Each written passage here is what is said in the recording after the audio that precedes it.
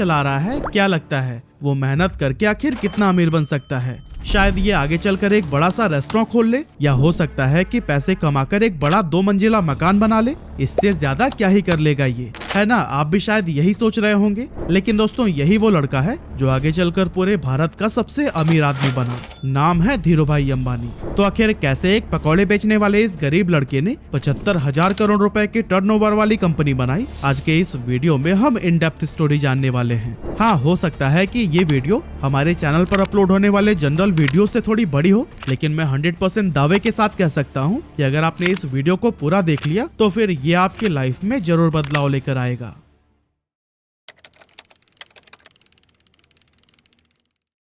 तो दोस्तों, इस कहानी की शुरुआत होती है 28 दिसंबर 1932 से, जब गुजरात के चोरवाड़ गांव के एक मिडिल क्लास फैमिली में धीरजलाल हीरालाल अंबानी का जन्म हुआ था। और यही साधारण सा दिखने वाला लड़का आगे चलकर धीरूभाई अंबानी के नाम से फेमस हुआ। इनके पिता हीराचंद गोवर्धन भाई अंबानी गांव के ही स्कूल में बच्चों को पढ़ाने का काम करते थे। और कुछ इसी तरह से जब धीरूभाई अंबानी 5 साल के हुए तब उनका एडमिशन बहादुर खानजी स्कूल में करा दिया गया। हालांकि धीरूभाई अंबानी को पढ़ाई लिखाई से कोई खास लगाव नहीं था, फिर भी पिता के डर से न चाहते हुए भी उन्हें स्कूल जाना ही पड़ता था। अब क्योंकि हीराचंद जी के कुल 5 बच्चे थे और जैसे जैसे वो बड़े हो रहे थे, उन्हें स्कूल की सैलरी से घर चलाने में काफी प्रॉब्लम होने लगी थी।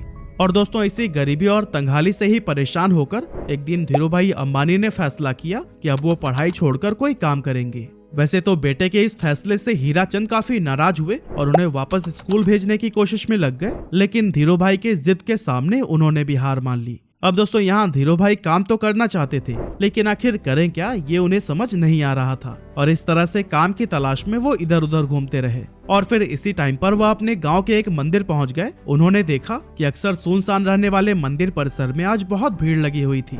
जब पता किया तो मालूम पड़ा कि यह भीड़ हर साल फरवरी के महीने में किसी प्राचीन मान्यता की वजह से लगती है। अब इतनी बड़ी संख्या में श्रद्धालुओं को देखकर धीरूभाई ने सोचा कि यहाँ खड़े खड़े इन लोगों को भूख तो लगती ही होगी, क्यों ना इस मौके का फायदा उठाकर यहाँ पकौड़े बेचे जाएं। और दोस्तों, अभी तक धीरूभाई को उनके पिता की तरफ से जो भी थोड़ी बहुत पॉकेट मनी मिलती थी वो उसे एक गुल्लक में जमा कर देते थे, लेकिन अब उस गुल्लक को तोड़ने का समय आ चुका था।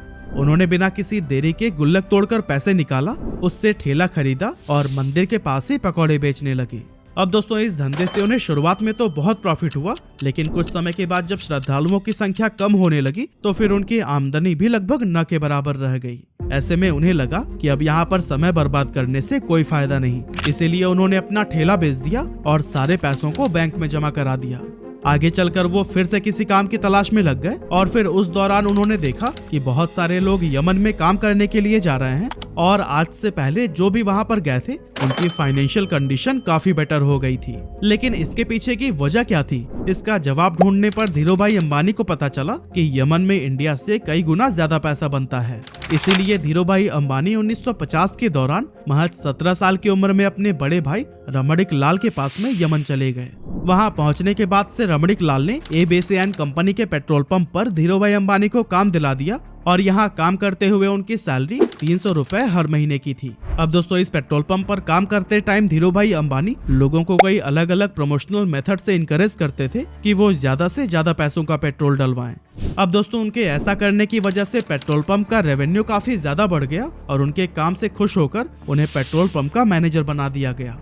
अब क्योंकि प्रमोशन होने की वजह से पेट्रोल पंप पर काम करने के बाद भी धीरूभाई के पास काफी टाइम बच जाता था, तो ऐसे में उन्होंने सोचा कि इस खाली टाइम में क्यों ना एक जॉब कर ली जाए। और फिर ऐसा सोचकर वो एक जगह पर क्लर्क के तौर पर भी काम करने लगे।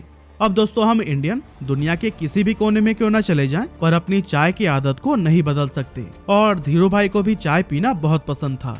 अब वैसे तो इसके लिए उनके पास 2 ऑप्शंस थे, या तो वो रोड साइड पर 10 पैसे की चाय पिए या फिर किसी 5 स्टार होटल में 1 रुपए की।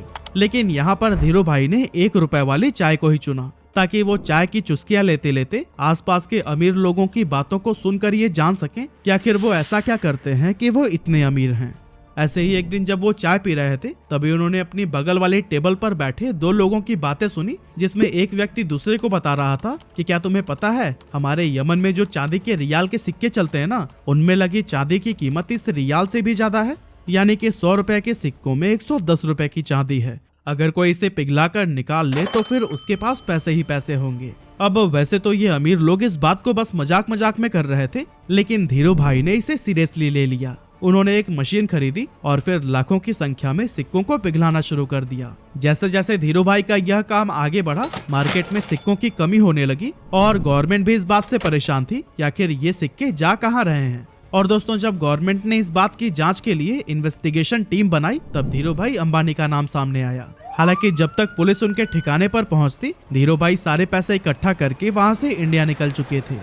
ये साल था 1958 का, जब धीरू भाई वापस अपने घर पहुंचे और जब उनके पिता ने यह सुना कि वो नौकरी छोड़कर आए हैं, तो वो काफी ज्यादा नाराज हुए। रिश्तेदारों ने भी काफी क्रिटिसाइज किया, लेकिन फिर भी उन्होंने किसी की भी बातों पर ध्यान नहीं दिया।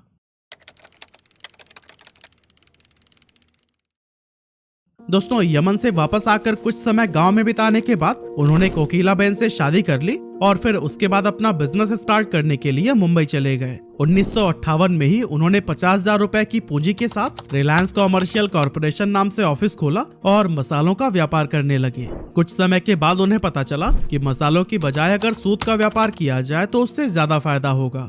लेकिन प्रॉब्लम ये थी कि उनके पास इस व्यापार के लिए पर्याप्त पैसे नहीं थे। इसीलिए उन्होंने अपनी कजन चंपकलाल दमानी के साथ मिलकर व्यापार करने का सोचा, जो पहले उन्हीं के साथ यमन में रहा करते थे। लेकिन जब उन्होंने इस इंडस्ट्री में एंटर करने की ट्राई की, तब उन्हें पता चला कि यहाँ पर व्यापारियों ने एक यूनियन बना रखा है और वो सभी मिलकर किसी भी नए व्यापारी को इस इंडस्ट्री में एंटर नहीं होने देते हैं। और अगर किसी को एंटर करना भी है तो उससे पहले यूनियन के लीडर से परमिशन लेनी पड़ती है। इस तरह से एक नए फील्ड में उतरना धीरू भाई अंबानी के लिए काफी चैलेंजिंग हो गया था। हालांकि काफी मेहनत मशक्कत के बाद उन्हें ये परमिशन तो मिल गई, लेकिन इसके बाद उन्हें पता चला कि वो जिन फैक्ट्रीज से सूत खरीद रहे थे उन्होंने भी एक यूनियन बना रखा है और जिन्हें फाइनल प्रोडक्ट बेचा जाता था उनका भी एक अलग यूनियन है। इस तरह से ये सभी मिलकर इन बीच के ही व्यापारियों को लूट रहे थे, क्योंकि एक तो फैक्ट्री वाले सूत महंगे में सेल कर रहे थे और दूसरी तरफ खरीदार उसे सस्ते में ले रहे थे। बीच में नुकसान हो रहा था धीरू भाई और उनके जैसे कई सारे व्यापारियों का। ये सब देखने के बाद धीरू भाई ने एक बहुत बड़ा स्टेप लिया और अपने यूनियन के सभी मेंबर्स को इकट्ठा करके यह डिसाइड किया कि हम सब फैक्ट्री से सस्ते में माल उठाएंगे और महंगे में बेचेंगे, ताकि हमें भी अपने हक का पूरा प्रॉफिट मिल सके।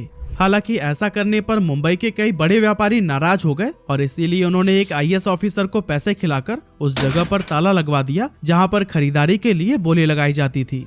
लेकिन दोस्तों, धीरू भाई अंबानी का दिमाग भी किसी से कम थोड़ी था। उन्होंने जब गोदाम में ताला लगा देखा तो अपना विरोध जताने के लिए यूनियन के मेंबर्स के साथ मिलकर अपना सारा माल उसी आईएएस ऑफिसर के घर के सामने रखवा दिया। अब कुछ ही घंटों में उस आईएएस ऑफिसर के घर पर बड़े ऑफिशियल्स आने वाले थे और अगर वो घर के सामने बिखरी हुई बोरियों को देख लेते तो फिर उन्हें आईएएस के हरकतों का पता लग जाता। इसी वजह से अपनी नौकरी को बचाने के लिए कुछ ही मिनटों के अंदर उस आईएएस ऑफिसर ने ताला खुलवा दिया और धीरू भाई समेत उन सभी व्यापारियों का कारोबार फिर से चल पड़ा। अब दोस्तों, इसके कुछ साल के बाद तक तो सब कुछ सही चल रहा था, लेकिन फिर चंपकलाल दमानी और धीरू भाई अंबानी के बीच में डिस्प्यूट होने लगी। असल में दोनों का बिजनेस माइंडसेट बहुत ज्यादा अलग अलग था, इसलिए 1965 में चंपकलाल दमानी ने पार्टनरशिप खत्म करने की सोची और फिर दोनों अलग हो गए। 1966 में धीरू भाई अंबानी ने गुजरात के नरोदा में टेक्सटाइल मिल शुरू की और फिर यहाँ से उन्होंने कभी भी पीछे मुड़कर नहीं देखा। उसी दौरान सरकार रिप्लेनिशमेंट लाइसेंस लेकर आई, जिसके तहत व्यापारी बाहर के देशों से सस्ते फैब्रिक मंगा सकते थे, लेकिन शर्त ये थी कि उससे कुछ नया बनाकर वापस से दूसरे देश में एक्सपोर्ट करना होगा। यहाँ पर धीरू भाई अंबानी ने चालाकी दिखाते हुए अपनी सारी सेविंग से विदेशी फैब्रिक खरीद लिया और फिर उससे तरह तरह के आउटफिट्स जैसे कि टी शर्ट, शॉल और शॉर्ट्स बनाने लगी। इस नए कारोबार के लिए ब्रांड नेम रखा गया था विमल, जो कि उनके बड़े भाई रमणीकलाल अंबानी के बेटे विमल अंबानी के नाम पर रखा गया था। अब मशीनें लग चुकी थी, कपड़ों का प्रोडक्शन भी भारी मात्रा में कर लिया गया था, लेकिन उन्हें बाजार में उतरने से रोकने के लिए दूसरे टेक्सटाइल मालिकों ने एक चाल चली। एक्चुअली उन्होंने अपने सभी रिटेलर से यह कह दिया था कि अगर धीरू भाई अंबानी से आपने माल खरीदा तो फिर वो उन्हें आगे से माल नहीं देंगे। लेकिन दोस्तों, दूसरे टेक्सटाइल मालिकों की ये साजिश भी धीरू भाई अंबानी को रोक नहीं सकी। धीरू भाई पूरे देश में घूमे और रिटेलर्स को ये भरोसा दिलाया कि वो माल उन्हीं से ही खरीदे। उन्होंने सभी रिटेलर्स से ये वादा किया कि अगर नुकसान होगा तो उनके पास आना और अगर मुनाफा हुआ तो अपने पास रख लेना। धीरू भाई की ये बात थोक व्यापारियों को भी भा गई और उन्होंने उनसे जमकर कपड़े की खरीदारी की। अब चूंकि पॉलिस्टर की क्वालिटी मार्केट में मौजूद बाकी ब्रांड्स के मुकाबले बहुत ही बढ़िया थी, इसीलिए विमल के कपड़ों की डिमांड बहुत तेजी से बढ़ने लगी। और दोस्तों एक मौका तो ऐसा भी आया जब एक ही दिन में देश भर में विमल के 100 शोरूम्स का उद्घाटन किया गया और विमल उस जमाने का नंबर 1 पॉलिस्टर ब्रांड बन गया। इसके अलावा वर्ल्ड बैंक की टीम ने जब धीरूभाई के नरोदा स्थित कपड़ा मिल का इंस्पेक्शन किया तो फिर उन्होंने इसे इंडिया का बेस्ट टेक्सटाइल मिल कहा। साथ ही यहाँ पर बने हुए कपड़े डेवलप्ड कंट्री के स्टैंडर्ड्स पर भी एक्सीलेंट साबित हुए। लेकिन दोस्तों ये सफर धीरूभाई अंबानी के लिए इतना आसान नहीं था, क्योंकि जब इनके कॉम्पिटिटर्स को ये पता चला कि धीरूभाई अंबानी रिप्लेनिशमेंट का गलत फायदा उठा रहे हैं, तब उन्होंने धीरूभाई अंबानी पर केस कर दिया। इसके बाद से धीरूभाई अंबानी ने ये सफाई दी कि शर्तों में ये कहाँ लिखा गया है कि बाहर के देशों से माल मंगाकर 100% प्रोडक्ट को ही एक्सपोर्ट कर देना है। असल में धीरूभाई अंबानी विदेशी फैब्रिक से बनाए गए कपड़ों में से कुछ हिस्सा फॉरेन मार्केट के लिए रवाना कर देते थे और फिर बाकी का डोमेस्टिक के लिए रख लेते थे। और दोस्तों उनकी इस स्ट्रैटेजी से उनके बिजनेस को काफी प्रॉफिट भी हुआ। साथ ही विमल देश सहित विदेशों में भी अपनी अच्छी पहचान बनाने में कामयाब हो गया। इस एरिया में मिली सफलता के बाद धीरूभाई अंबानी ने धीरे धीरे कई और भी दूसरे सेक्टर्स में अपने बिजनेस को एक्सपैंड करना शुरू कर दिया। 8 मई 1973 को कंपनी का नाम रिलायंस कॉमर्शियल कॉरपोरेशन से बदलकर रिलायंस टेक्सटाइल इंडस्ट्रीज लिमिटेड कर दिया गया और 1976-77 के बीच इसका एनुअल टर्नओवर 70 करोड़ रुपए हो गया था। अब दोस्तों आया जनवरी 1978, जब धीरूभाई अंबानी ने आजाद भारत का पहला आईपीओ लाने का विचार किया और फिर अपनी कंपनी को बॉम्बे और अहमदाबाद स्टॉक एक्सचेंज पर लिस्ट कर दिया। 10 रुपए शेयर प्राइस पर 2.8 मिलियन इक्विटी शेयर्स का आईपीओ पेश किया गया, जिस पर इन्वेस्टर्स ने जमकर भरोसा जताया और 58,000 इन्वेस्टर्स ने इसमें इन्वेस्ट किया था। इस स्टॉक से लोगों ने भरपूर प्रॉफिट कमाया और ये इतना पॉपुलर हो गया कि जब 1986 में कंपनी की एनुअल शेयर होल्डर मीटिंग रखी गई तो फिर उस टाइम पर 30,000 शेयर होल्डर्स उसमें शामिल हुए, जो कि इंडियन कॉर्पोरेट हिस्ट्री में एक रिकॉर्ड बन गया था। कमाल की बात तो ये थी कि उस टाइम पर बॉम्बे में एक भी ऐसा हॉल नहीं था जो कि इतने लोगों की कैपेसिटी को होल्ड कर सके। इसी वजह से इस मीटिंग को एक मैदान में ऑर्गेनाइज किया गया था। 1980 में धीरूभाई अंबानी ने महाराष्ट्र के पातालगंगा में पॉलिस्टर फाइबर धागे का कारखाना खोला और काफी कोशिशों के बाद तेल के उत्पादन के लिए भी सरकार से लाइसेंस हासिल कर ली। इस तरह एक टाइम पेट्रोल पंप पर काम करने वाले धीरूभाई अंबानी की अपनी खुद की ऑयल प्रोडक्शन कंपनी हो गई। इसके बाद आया 16 फरवरी 1986, जब धीरूभाई को पहला हार्ट अटैक आया। एक्चुअली उन्होंने अपने बेटे मुकेश अंबानी को बताया कि उनकी पीठ में काफी तेजी से दर्द हो रहा है और इससे पहले कि उन्हें हॉस्पिटल लेकर जाया जाता वो अनकॉन्शियस हो गए थे।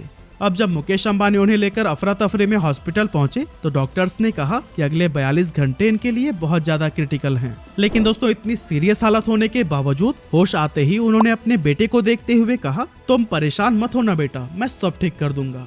इस स्ट्रोक के बाद से धीरूभाई अंबानी का एक हाथ पैरालाइज हो गया था, लेकिन धीरूभाई अंबानी ने डिसाइड किया कि ये उनकी कमजोरी नहीं बनेगा। इसीलिए लगातार 3 महीनों तक उन्होंने खूब एक्सरसाइज की, डाइट पर पूरा ध्यान दिया और लाइफस्टाइल में बदलाव किया। इसका असर ये हुआ कि धीरूभाई का हाथ पहले से काफी ठीक हो गया।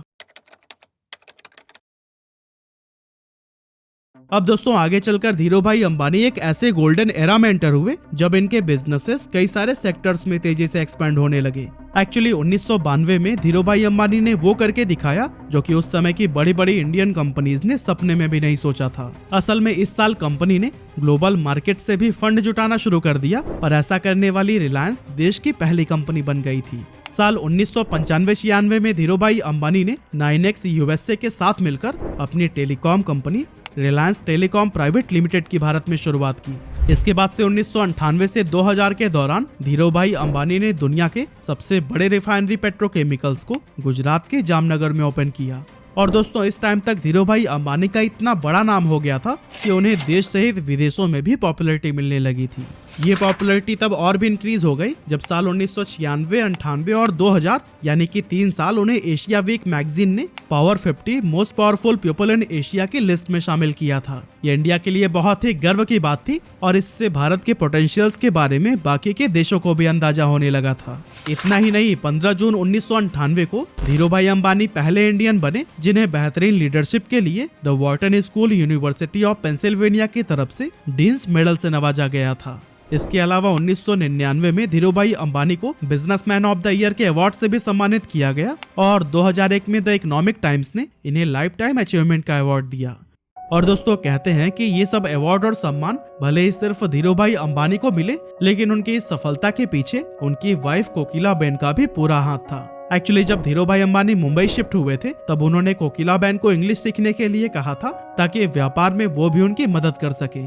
इसके अलावा धीरूभाई अंबानी जब भी कोई नया काम शुरू करने जाते थे तो फिर उस पर कोकिलाबेन का विचार जरूर मांगते थे। और दोस्तों इसी तरह के सपोर्ट और मेहनत का ही नतीजा है कि मसाले और पॉलिस्टर बेचने से शुरुआत करने वाले धीरूभाई अंबानी साल 2000 तक देश के सबसे अमीर लोगों में शुमार हो चुके थे। उन्होंने 350 स्क्वायर फीट के कमरे से अपने बिजनेस की शुरुआत की थी और फिर देखते ही देखते रिलायंस देश की टॉप कंपनीज में गिनी जाने लगी। कहा जाता है कि अपने सपने को पूरा करने के लिए अंबानी बेहद डिसिप्लिन्ड लाइफ जीते थे। उन्होंने अपने काम करने के घंटे भी तय कर रखे थे और कभी भी 10 घंटे से ज्यादा काम नहीं करते थे। लेकिन पहले हार्ट अटैक के बाद से उनकी तबीयत लगातार खराब रहने लगी थी, जिसके चलते उन्हें हर थोड़े दिनों में ही हॉस्पिटल्स का चक्कर लगाना पड़ता था। लेकिन दोस्तों फिर आया 24 जून 2002 का वो दिन जब धीरूभाई अंबानी को फिर से एक डेडली स्ट्रोक आया और उन्हें मुंबई के ब्रीच कैंडी हॉस्पिटल में एडमिट कराया गया। यहाँ पर डॉक्टर्स ने बहुत कोशिश की, लेकिन लगातार ट्रीटमेंट के बाद भी उनकी हालत में कोई सुधार देखने को नहीं मिला और इसी वजह से आखिरकार 6 जुलाई 2002 को 69 साल की उम्र में उन्होंने दुनिया को अलविदा कह दिया और अरबों का साम्राज्य अपने बेटों के लिए छोड़ गए। जिस समय उनकी मृत्यु हुई थी उस समय कंपनी का टर्नओवर 75,000 करोड़ रुपए हो गया था और ग्लोबल फॉर्चून 500 लिस्ट में भी रिलायंस ने अपनी जगह बना ली थी। कमाल की बात तो यह है कि इतनी दौलत और शोहरत हासिल करने के बाद भी उन्होंने एक बहुत ही साधारण जीवन जिया और अपनी रूट्स को कभी नहीं भूले। एक मामूली से पकौड़े बेचने वाले के लिए जीरो से शुरुआत करके कई पीढ़ियों तक चलने वाला एक साम्राज्य खड़ा करना ऑलमोस्ट इम्पॉसिबल था, लेकिन धीरूभाई अंबानी ने यह काम करके दिखा दिया।